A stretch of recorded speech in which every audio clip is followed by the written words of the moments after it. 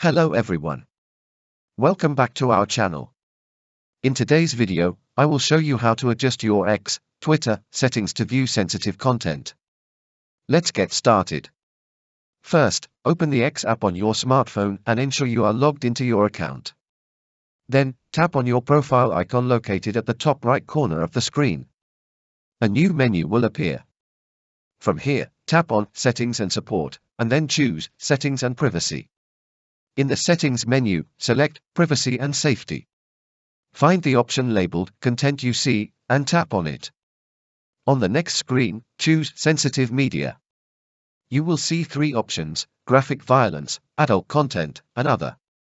Select each one and change their option from Warn to Show All. And that's all there is to it. You've successfully updated your X settings to view sensitive content.